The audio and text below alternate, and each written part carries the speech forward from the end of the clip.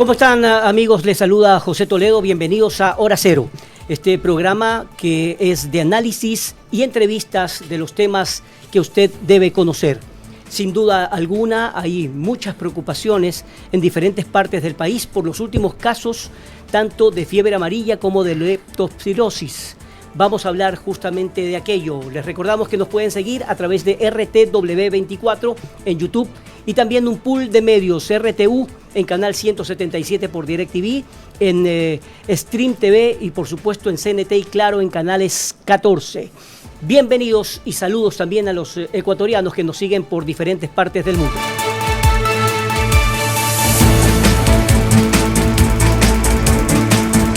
Y en la fiebre amarilla se transmite por mosquitos que podrían agravarse e inclusive ser mortales. Y en otros casos se ha detectado también en diferentes partes del país leptospirosis. ¿Qué significa? Esta es una enfermedad que la transmite la orina de animales infectados o puede ser por el suelo o alimentos justamente de animales infectados. Para hablarnos de estos temas que por supuesto nos preocupan y a todos los ecuatorianos, vamos a entrevistar de inmediato al doctor Washington Alemán, que está aquí en el set principal en la Nueva República, y también al infectólogo y intensivista John Cuenca, que está vía Zoom. Gracias por estar aquí, doctor Alemán, y gracias a John, que nos está siguiendo vía Zoom. ¿Cómo están? ¿Cómo les va? Hola, José, ¿cómo estás? Gracias por la invitación, siempre presto para conversar contigo. Muchas gracias. Indiscutiblemente son temas que nos preocupan. También el Ministerio de Salud tenemos un comunicado oficial que en breve los vamos a mostrar. Se ha indicado que durante 60 días tienen que estar por obligatoriedad los jóvenes que están en diferentes escuelas y colegios con mascarilla. ¿Qué significa todo esto? Bueno, yo creo que tratemos para orientar un poco a la ciudadanía y a tus oyentes. Un problema es la fiebre amarilla, otro problema es la leptospirosis y otro de los problemas que tenemos es la toferina. La toferina es una enfermedad bacteriana respiratoria muy frecuente en niños, ¿no? Sobre todo en niños menores de 2 meses, que se transmite por la vía respiratoria. Es decir, si yo estoy infectado al toser, con las gotitas de saliva voy a transmitir. Es muy contagiosa, es una enfermedad aguda. Su nombre conocida como tos convulsiva, porque una de las características de esta enfermedad es que produce una tos muy severa, que probablemente tiene muchos años, no es una enfermedad nueva, que incluso habíamos pensado, o se había pensado, que era una de las enfermedades que probablemente podían desaparecer, ¿no? Debido al uso de vacunas, pero que lastimosamente en los últimos años la propia Organización Mundial de la Salud comenzó a difundir un aumento de casos debido a que en la época de COVID se disminuyeron las coberturas, ¿no? de vacuna, no solo para el Ecuador. Este es un problema regional, este es un problema de países de toda Latinoamérica, viene desde México para acá, por lo tanto no es un problema solamente del Ecuador.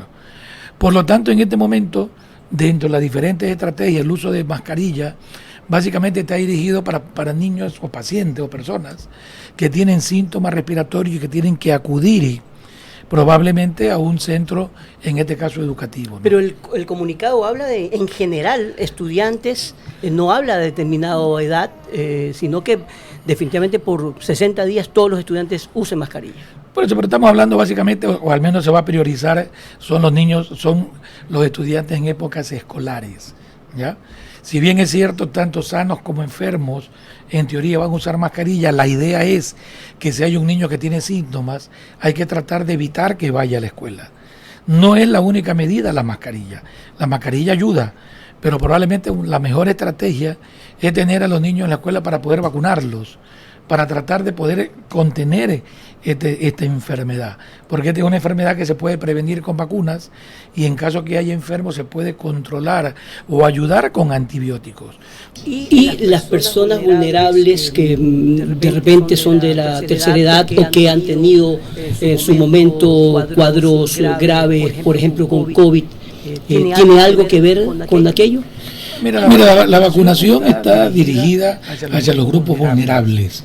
No existe o no hay una norma que haga una vacunación para la población general.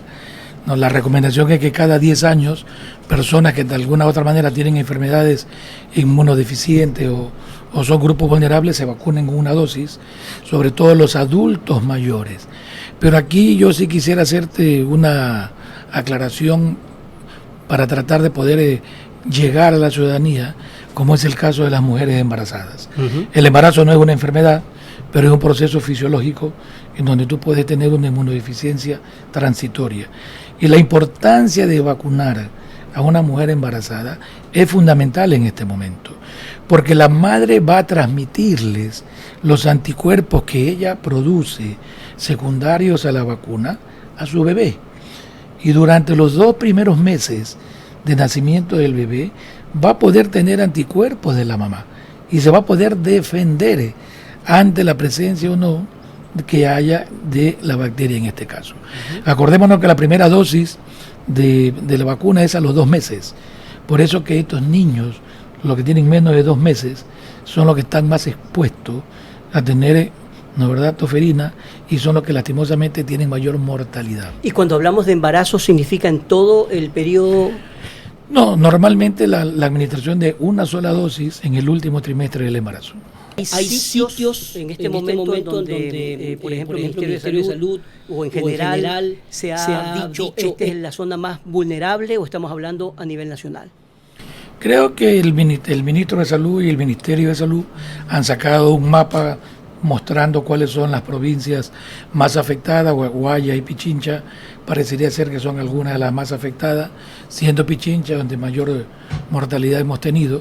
Por lo tanto, creo que las indicaciones de vacunación en este momento no solo están dirigidas para estas 2 provincias, sino para el país entero. Hay suficiente material biológico para poder vacunar a los niños. Por lo tanto, creo que la estrategia en este momento va dirigida hacia allá, ¿no?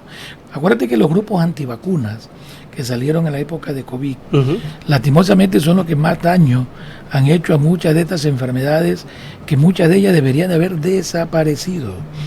Pero que desgraciadamente estos pequeños grupos, sobre todo muchos jóvenes, que desconocen la importancia de la vacuna, sabiendo que la vacuna y el agua potable son los descubrimientos más importantes en la salud pública. Hay muchos, definitivamente han pasado algunos años de la pandemia y efectivamente hay muchísimos grupos o personas en general y también expertos, algunos médicos inclusive, que no estuvieron nunca de acuerdo con la vacuna. Pero haciendo un balance hasta ahora, definitivamente usted defiende las vacunas.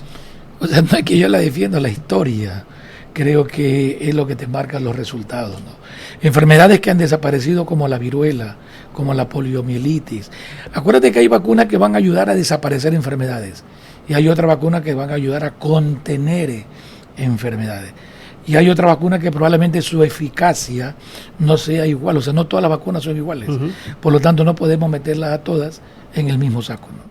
Pero hay estudios, doctor John Cuenca, que pueden hablar de que para ciertos grupos fue perjudicial la vacuna, o definitivamente cuando se dan casos de infartos u otro tipo de enfermedades graves que pueden llevar o pueden conllevar a la muerte, ha tenido algo que ver o alguna incidencia con las vacunas COVID. Felicidad y alegría. Siempre en medicina, cualquier procedimiento tiene su riesgo. Los medicamentos también tienen su riesgo porque cada persona es un mundo distinto. Hubo un pequeño grupo de pacientes en el cual el uso de la vacuna de AstraZeneca producía trombosis. Esa vacuna se documentó y ya se la retiró. Obvio que hubieron casos de pacientes en los cuales hicieron trombosis, hicieron embolias pulmonares, por algunos predispusieron a infartos. Fue una situación de emergencia mundial en el cual hubieron distintos tipos de vacunas y esa vacuna en especial se usó. Hubo un pequeño mínimo porcentaje de pacientes que tuvieron esos efectos y en base a ese tipo de vacunas creo que agarraron y pues tajaron a todas de inadecuadas y no usarlas. Y eso es lo que nos está trayendo ahora la consecuencia que a nivel mundial la población ha bajado la tasa de incidencia en cuanto a colocarse las vacunas, y nos va a traer consecuencias como resurgimiento o reaparición de enfermedades que estábamos controladas, que las habíamos controlado con las vacunas, y que muy probablemente estos 5 o 10 años próximos vamos a tener nuevamente enfermedades muy, muy severas. Ahora, a propósito de las vacunas, llegamos hasta la tercera y hasta la cuarta dosis. ¿Qué es lo recomendable? Mira, el COVID fue una emergencia, una pandemia mundial como emergencia, con un germen que recién conocíamos y en donde la rapidez de la parte moderna llevó a que tengamos vacunas modernas. No son vacunas que salieron de la noche a la mañana, ¿no? Uh-huh. Todas estas vacunas tienen años estudiándose, que fue la oportunidad para tratar de poder mostrarla e irla mejorando. Creo que lo que en este momento tenemos son vacunas altamente eficaces y altamente seguras, ¿no? En este momento ya uno no cuenta cuántas dosis tú tienes. En este momento cuenta son las dosis que tienes que ponerte anualmente, si es que es necesario o no. Porque al igual, muy parecido a la influenza, que tú tienes que vacunarte todos los años, debido a que la cepa va cambiando, es probable que el COVID va a pasar lo mismo, ¿no? Tanto es así. Es decir, quienes estuvieron o quienes estuvimos vacunándonos segunda y tercera dosis, en un momento dado vamos a necesitar frecuentemente... Bueno, yo lo repito, esto va a ser igual, es muy probable que va a ser igual que la influenza, ¿no? Si tú tienes un grupo de riesgo, personas mayores, fumadores, pacientes con problemas pulmonares, en donde los virus respiratorios tienen una alta tasa de complicación, las vacunas son las que te van a disminuir las complicaciones. El otro año es probable que llegue una vacuna combinada entre influenza y COVID, ya con las cepas circulantes, no con la que te inyectaste o te vacunaste hace 3 o 4 años. Hay que seguir educando a la población para tratar de poder llegar con mayor...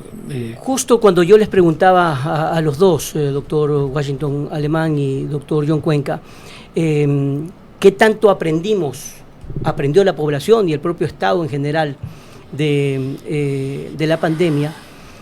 Aparentemente no mucho.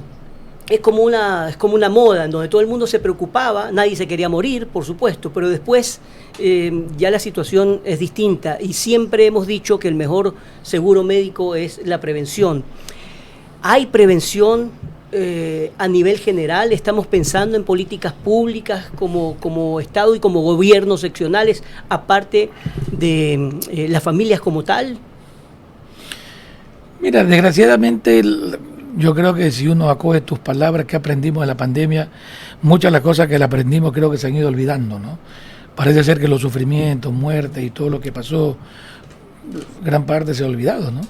Porque si tú comienzas a ver los programas de vigilancia epidemiológica, prevención, inversión en salud, probablemente lo mismo que hemos venido haciendo los últimos 20 años para acá, es decir, no existen mayores cambios.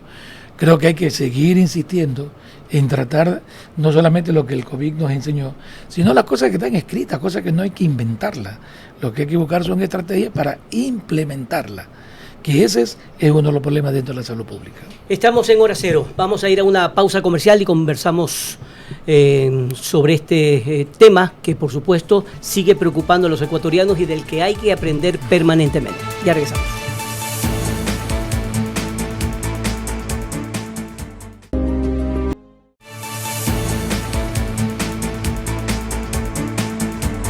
Bien, continuamos con más de Hora Cero, tratando los temas de enfermedades en general. Estábamos hablando de la tosferina, vamos a hablar en un momento también sobre la fiebre amarilla, sobre también la leptospirosis y otras enfermedades que preocupan y que los ciudadanos tienden a preocuparse cuando escuchan que hay casos que llegan a la mortalidad. Doctor Alemán, conversamos durante la pausa, fiebre amarilla, ¿cuáles son los tratamientos? ¿Qué pensar sobre esta enfermedad? Sí, en este momento hay pocos casos, pero ¿por qué esperar a que hayan miles ¿Qué es lo que hay que hacer? Fiebre amarilla es una enfermedad viral. Correcto. Que probablemente también tiene mucho tiempo, muchos años, y normalmente ha estado localizada en ciertas regiones, en el caso nuestro en lo que se llama la cuenca amazónica. Brasil, Venezuela, Colombia, Ecuador, es donde ha habido fiebre amarilla. La fiebre amarilla, tú la diferencia cuando se la denomina selvática, es decir, que un animal infectado viene un mosquito, le pica y lo transmite a otro animal. Eso es lo que históricamente ha habido. Desgraciadamente el hombre cuando ingresa a la Amazonía puede que accidentalmente se infecte, ¿no?, de un animal a través de un mosquito al hombre. Estos son accidentes, eso es poco frecuente. ¿Cuándo es que hay que estar atento en salud pública? Cuando la transmisión es de humano a humano. Es decir, que el mosquito, el Aedes aegypti, que es el mismo mosquito del dengue, sea el que pique a una persona infectada y pueda transmitirle a una persona sana, ahí se va a convertir en un problema grave. ¿Cómo se transmite de humanos? ¿Cómo se transmite? Por el mosquito. El mosquito te pica Okay. a alguien infectado y viene, es igual que el dengue, ¿no? O sea, lo pica a alguien infectado y viene luego pica a alguien no infectado y le transmite el virus. ¿No? Esto es lo que se llama fiebre amarilla urbana. Por ahora los casos se siguen dando a nivel regional. Recién a partir del año 21 es que la OMS declara que hay casos que ya están reportándose fuera de esta cuenca amazónica, sobre todo en Brasil. Sigue siendo otro problema regional. Este no es un problema solo del Ecuador, es un problema de Brasil, de Colombia, de todos los países que están alrededor de la Amazonía. ¿Qué hacer? Probablemente vacunar, porque para esto no hay tratamiento. Y el problema es la fiebre amarilla, que tiene una alta mortalidad. Si tú te infectas 100 pacientes con fiebre amarilla, es probable que 40 se mueran. ¿Ya? Tan graves. Lo que pasa es que lastimosamente quienes evolucionan hacia un cuadro ya más severo, la tasa de mortalidad es muy alta. Doctor Cuenca, ¿cuáles son los síntomas de la fiebre amarilla? Bueno, comienza hacia el cuadro febril, dolor muscular, mucho de cabeza, desórdenes musculares, puede haber náuseas. Inicialmente es un proceso que lo que se llama fase prodrómica o fase tóxica, que posteriormente ya viene una aparente calma de 1 o 2 días sin fiebre, y después viene ya con todo en un pequeño grupo de pacientes, de un 15% refiere la literatura, que pueden hacer un cuadro ya con compromiso hepático, renal, que lo lleva a una insuficiencia hepática e insuficiencia renal, en los cuales hay trastornos de coagulación, con sangrados, con orina muy colúrica, muy subida de color, incluso amarilla, o a veces ya sanguinolenta, con ictericia, amarillo los ojos, y termina haciendo insuficiencia renal. Y al final produce la muerte. Este pequeño grupo de un 15% que refiere la literatura, el 50% van a fallecer. Es decir, estamos hablando de alrededor del 10% de todos los pacientes que se infectan por fiebre amarilla. No todos fallecen. Obviamente va a depender la mortalidad o el pronóstico de ellos del sitio donde se lo vaya a atender. Generalmente, como lo explicó el doctor Alemán, son pacientes que están en áreas no rurales, sino selváticas, en cuales las condiciones hospitalarias o de atención no son del todo adecuadas. Por lo tanto, hay una alta mortalidad de ese pequeño grupo de pacientes. Ahora, en el Ecuador existía el Instituto Nacional de Higiene. ¿Qué importante era versus lo que está pasando ahora? Bueno, yo creo que esto lo hemos venido conversando, creo contigo también hace muchos años. La importancia del Instituto de Higiene anteriormente era que podían producir aquí en el país muchos de los biológicos que son utilizados dentro de los programas de vacunación que los gobiernos hacen, ¿no?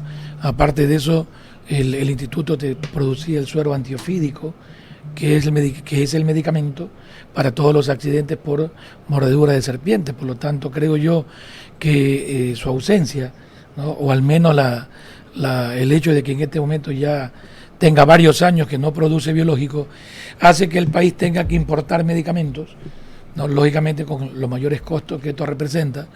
Y creo que motivos como estos siempre debería de traernos a la mesa la necesidad para tratar de volver a reactivar. ¿Y qué tan fácil o difícil es aquello? O sea, si es una necesidad, y hemos hablado de políticas públicas, miren, un país necesita seguridad, necesita empleo, pero si no tenemos salud, ¿de qué estamos hablando? Entonces, en lugar de ir poniendo estándares, ¿no? Primero, segundo, tercero, todo es necesario, todo es indispensable. Pero ¿qué decir de la salud?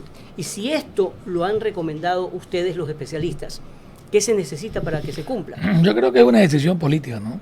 Una decisión política en donde creo que la prevención no tiene costo.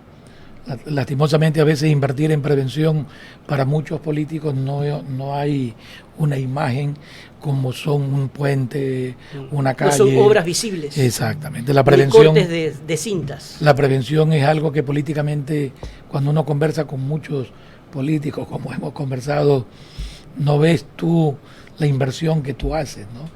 Porque son inversiones a corto, mediano y largo plazo.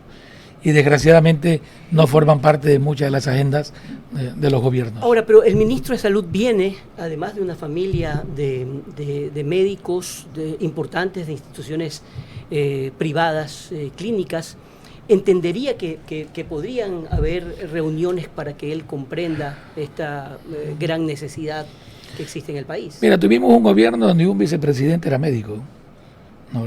En donde creíamos que tener una autoridad de alto rango iba a facilitar todas estas reactivaciones, mejorar problemas que hayan habido, pero tratar de activarla. Sin embargo, no pasó nada, ¿no? Lastimosamente, vuelvo y te lo repito, a veces los buenos consejos técnicos no son suficientes cuando las acciones que se necesitan son acciones netamente políticas y económicas. Ahora, doctor Cuenca, me gustaría hablar de prevención, pero no solamente de prevención ya a nivel de Estado, sino de familia. ¿Qué es lo que tienen que hacer en este momento las familias para evitar este tipo de enfermedades? Bueno, todas, pero ahora las que están, digamos, en los titulares. No está llevando la atención de la ciudadanía. El uno, el que acabamos de hablar, de fiebre amarilla. Fiebre amarilla es producida por el vector, es un mosquito. Es el Aedes aegypti, mosquito que lo conocemos de sobra, de hace más de 30 años, el cual, como lo decimos siempre, todos los procesos salen por aquí y no salen por acá. Cada lluvia, cada invierno vamos a tener dengue, pero saber ahora que no solo es dengue, chikungunya, zika, y se nos agrega fiebre amarilla, que por el momento lo tenemos solo en el área del oriente, que hay pocos casos, que las condiciones están que por desgracia un caso de allá en la ciudad y es algo hipotético, pero saberlo. Y que podemos tener un caso de fiebre amarilla como lo explicó el doctor Alemán. Entonces, prevención para fiebre amarilla, controlar el mosquito en casa. Saber que viene una lluvia, cada familia hacer la limpieza de alrededor de su domicilio, que no se acumule agua limpia, entre comillas, de las lluvias que son medias limpias. Tenemos un macetero con nuestras plantitas, tenemos que cambiarlas. Todos los días pasando esa agua. ¿Por qué? Porque son reservorios para que el mosquito venga por su domicilio y posteriormente tener la larva y el mosquito adulto. Saber que si tenemos una piscina, tener que limpiarla. No hay agua intubada, tenemos que almacenar agua para poder usarla día a día. Saber que eso hay que taparlo. Poner el lavate. Y otra de las cosas que no estamos hablando es que debe entender la ciudadanía, los líderes comunitarios y los líderes de las bandas, o sea, que es salud, que el personal de la salud debe respetarse y que lo dejen cumplir sus funciones en la comunidad, en cada pueblo, porque la atención de salud es para todos, para los buenos, para los malos, como queramos llamarlos. Si no hay prevención, si no permitimos que el personal de la salud cumpla sus labores, las enfermeras, los médicos, los que se encargan de educar a la comunidad, todos vamos a enfermar. ¿Quiénes van a caer primero? los que están más abajo. Son los que se van a enfermar y son los que van a agarrar todo tipo de enfermedades, de dengue, enfermedades diarreicas, y lo que sigue después con toferina, influenza, COVID, lo que venga, lo que esté de moda. Porque si seguimos así, no estamos haciendo buena prevención en todos los niveles de salud, en todos los niveles de la sociedad. Entonces, saber que la prevención y que permitir que el personal del Ministerio de Salud Pública cumpla su rol en toda la comunidad, permitirles respetarle que entren y salgan al sitio que sea, porque va a haber un repunte de enfermedades de transmisibles por este problema de la delincuencia que no dejan llegar a todas las áreas de la comunidad. Eso es fiebre y el mosquito. Y lo otro es toferina. Toferina es una enfermedad que acabamos de pasar hace 4 o 5 años, lo que es la pandemia de COVID y la prevención de enfermedades respiratorias, lavado de manos, el uso de mascarillas y vacunarse los grupos vulnerables. Es lo principal que tenemos que hacer. Ahora bien, en cuanto a lo que significa, estamos viendo algunas de las medidas que ya se están enviando a través de diferentes redes sociales oficiales del gobierno: vacuna a tus hijos contra toferina, vacunación, refuerzos, vacunarse, cuidar a quienes amas, etc. ¿Cuál es el papel allí, doctor Alemán, por ejemplo, de los municipios? ¿Cómo están trabajando en comunidad, en los barrios? Como decía el doctor, efectivamente hay de incidencia de inseguridad. Bueno, contra todo eso hay que pelear. ¿Están trabajando, conoce usted los municipios en ese sentido? Mira, yo creo que para poder establecer estrategias, si tú no involucras a la comunidad, probablemente es muy difícil que las estrategias se lleven a cabo. Tal cual como lo mencionaba el doctor Cuenca, la inseguridad en este momento juega un rol fundamental en donde no pueden llegar los equipos de salud hacia ciertas áreas. Por lo tanto, acá se necesita una participación de todos los sectores. Todos los sectores, tanto técnicos, políticos, universidades, sociedades científicas, ustedes, los comunicadores. Porque por yo creo que hay que tratar de educar a la población. No nos alcanza con hacer carteles, con hacer solamente información de lo que hay que hacer. Hay que llegar a la ciudadanía, buscar esos líderes. Los gobiernos juegan un rol fundamental. Las escuelas deberían estar en este momento con brigadas médicas a todo nivel, porque se facilitaría totalmente las vacunas. Bueno, yo creo que el haber aprobado el inicio de clases, a pesar de la situación, probablemente yo creo que una de esas estrategias es poder tenerlos a todos los escolares dentro de su unidad educativa para facilitar justamente la vacunación. Yo creo que es una medida bastante acertada, que tiene que ser combinada, ¿no, verdad? Con las otras medidas. Sí, justamente estamos leyendo el uso obligatorio de mascarillas en unidades educativas priorizadas. También se dice, si tu hijo presenta síntomas, no lo lleves a clases. Qué importante es aquello. ¿Para qué llevar a un joven, a un niño a la escuela que pierde clases? Que pierda clases, pero no la vida, pues.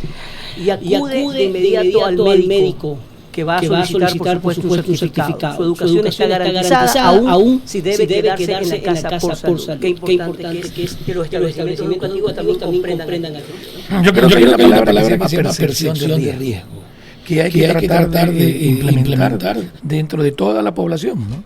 Si tú como papá ves que tu niño estornuda, le duele el cuerpo, le duele la cabeza, no pensemos de que el chico se está haciendo por no ir a la escuela. Hay que tratar probablemente de dejarlo en casa para hacer un autoaislamiento.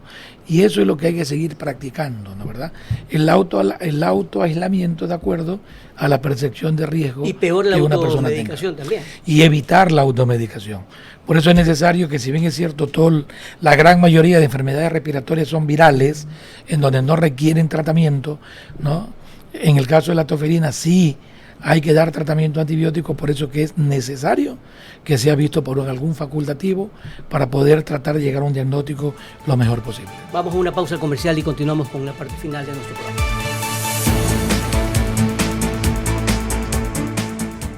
después de lo que está ocurriendo con la guerra entre Israel y los palestinos de Hamas.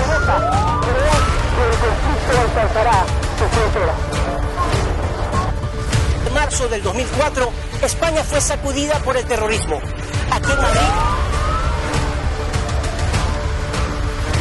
se ha alertado en nivel 5 a máxima seguridad por posibles atentados.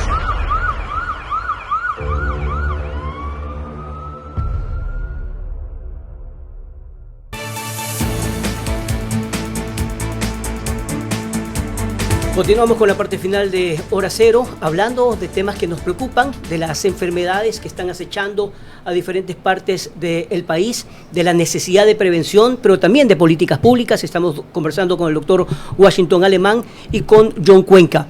Hablemos de políticas públicas. El presidente de la República mencionó, cuando era candidato, que era necesario una asamblea nacional, volver a una asamblea constituyente, volver a tratar de darle gobernabilidad al Estado de diferentes formas. En materia de salud, ¿qué hemos escuchado? Y profesionales como ustedes, ¿qué propondrían? Mira, yo creo que mientras tú no hagas un cambio estructural del sistema de salud en el país, no vamos a cambiar, ¿no? El Código de la Salud lleva ya muchos años, se lo ha intentado por varias oportunidades hacer parches y no se ha podido. ¿Qué significa cambiar la estructura?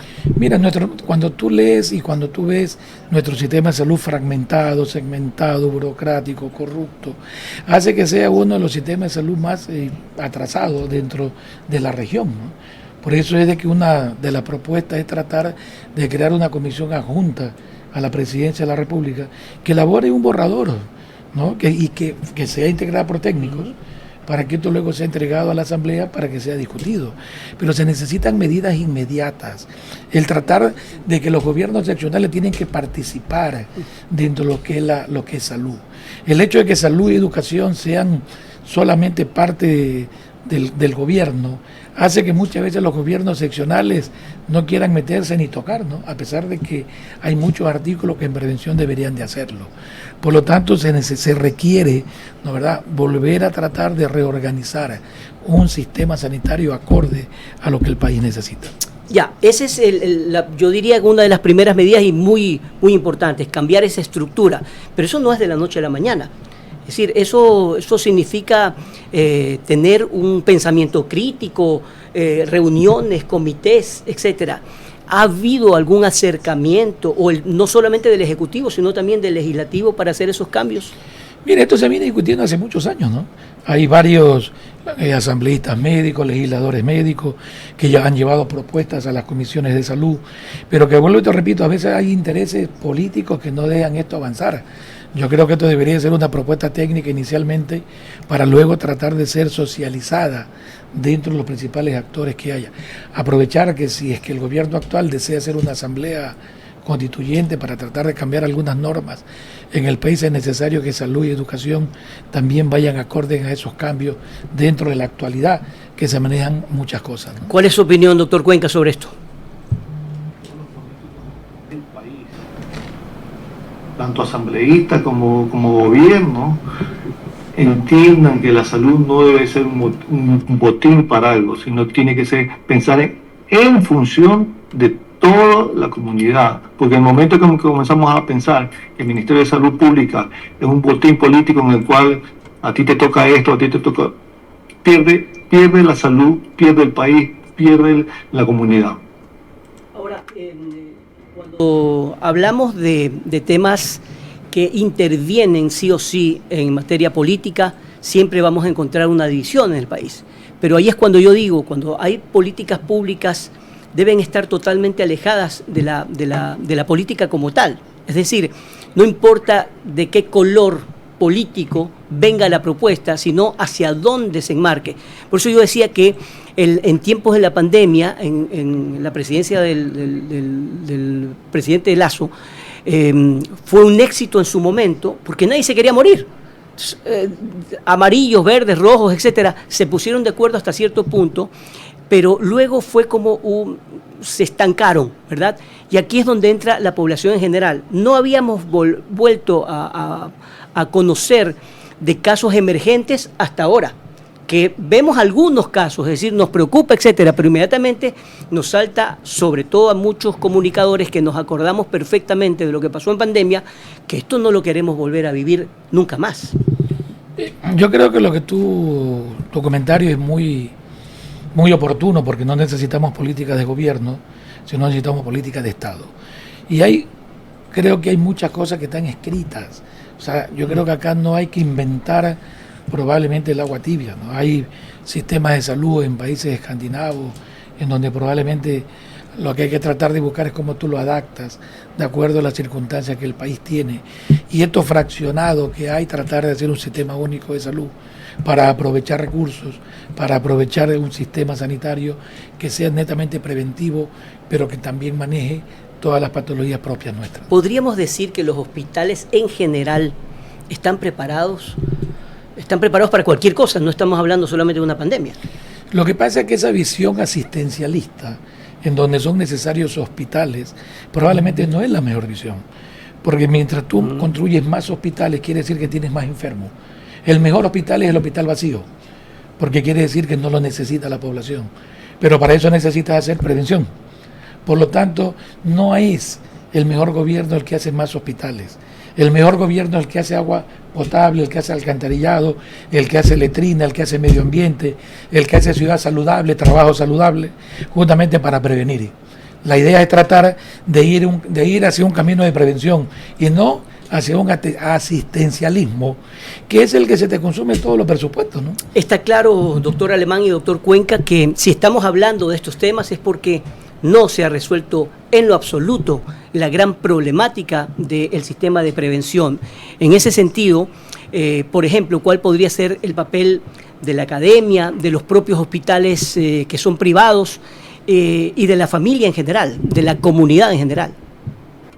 Esto es un aporte de todos. La comunidad tiene que entender que la prevención es lo principal y la prevención comienza en la casa, en la familia, en donde de los pocos recursos que tenemos, saber que bueno, llueve, tenemos que hacer la limpieza, limpiar toda su casa todos los días. No hay agua potable, sabe que podemos hervir el agua, o si no, poner unas 3-4 gotitas de cloro. O sea, todo eso viene agarrado de la mano de la educación, que debe estar dirigida por el ente principal, que es el Ministerio de Salud Pública, es el ente rector. Y la academia aportar parte de los conocimientos actualizados y que el Ministerio de Salud y el gobierno en sí sepa adaptar las recomendaciones de la academia, las recomendaciones de los médicos líderes y hacer un solo blog como país. Pensar en país. Si no pensamos en país, no vamos a ninguna parte. Si pienso yo que hago esto, pero a mí me tienen que dar esta parte, vamos mal.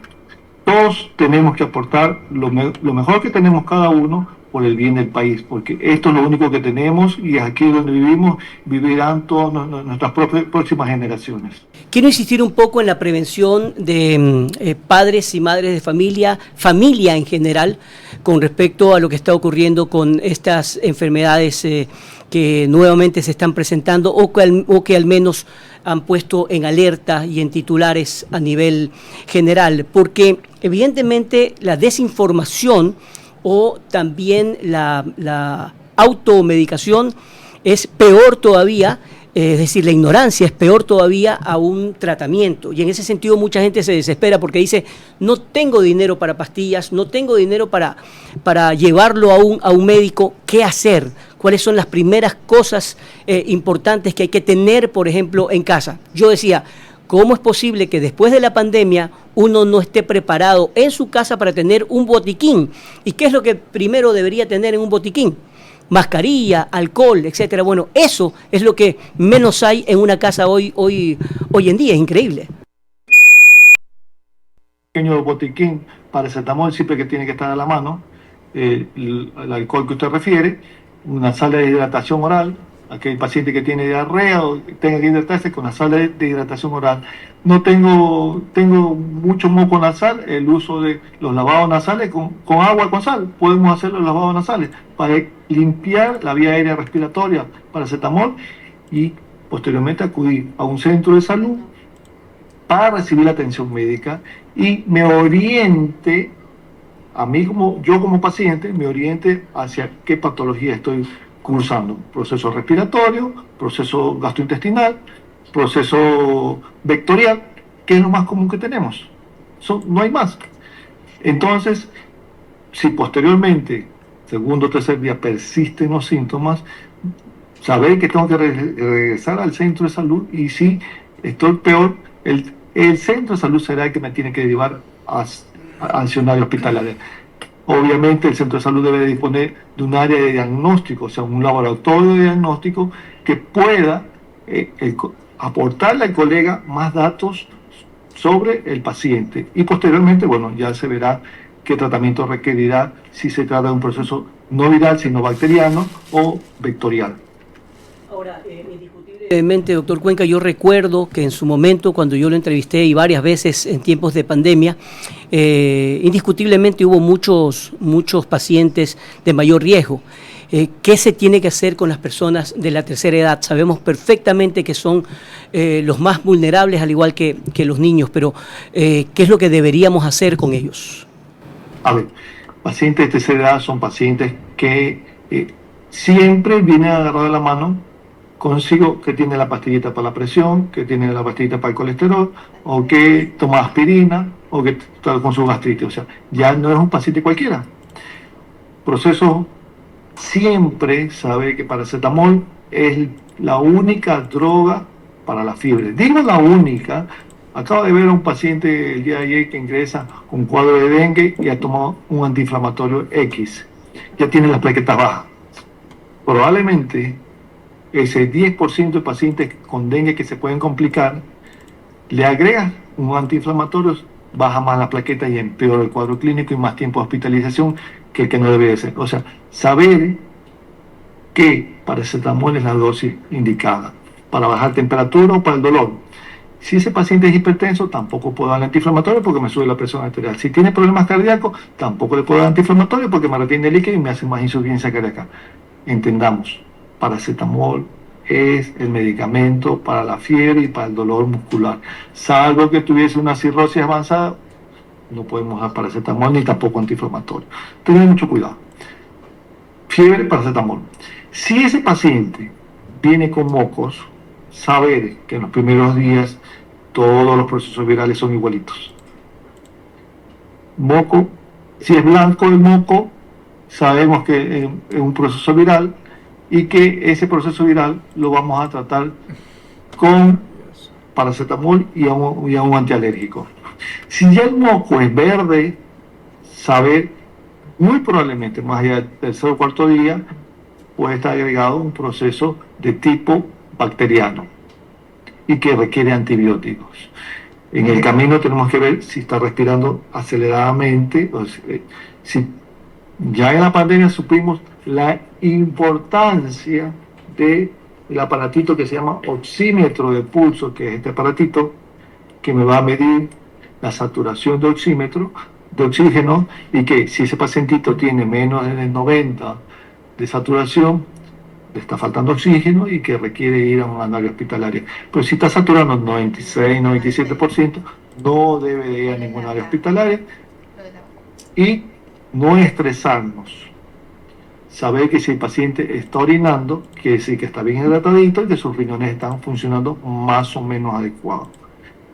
Esa debe ser el approach, el manejo inicial que debemos nosotros tener, y no estresarnos y saber cómo va nuestro paciente. Una última cosa, doctor Cuenca, y conversamos con el doctor Alemán antes de que salga ya del set, que, por ejemplo, quienes en su momento se vacunaron de la fiebre amarilla, es solamente una vacuna. Antes se decía que duraba 5 o 10 años, y ahora se conoce que es para toda la vida. Una sola dosis en la vida. Si por algún motivo yo me vacuné hace 30, 40 años, no me acuerdo, o no tengo de mi carnet, y me quiero vacunar nuevamente, puedo hacerlo. No va a haber ningún problema que me vuelva a vacunar otra vez. Ya, pero sí es recomendable en todo caso, en todo tipo de personas, vacunarse en contra de la fiebre amarilla. Una sola vez en la vida. Sí, una sola vez en la vida. Perfecto. Doctor Cuenca, muchísimas gracias por su tiempo, también al doctor Alemán, por haber conversado aquí abiertamente de cómo está la situación de estas al menos 3 enfermedades que se están presentando con mayor agresividad en diferentes partes del país, la necesidad de la prevención, pero sobre todo la necesidad de que existan políticas públicas de prevención para evitar que esto nos tome de sorpresa una vez más. Me refiero a un tema de pandemia. Gracias, doctor Cuenca, que pase muy bien. Okay. Hasta el día de mañana, Dios mío.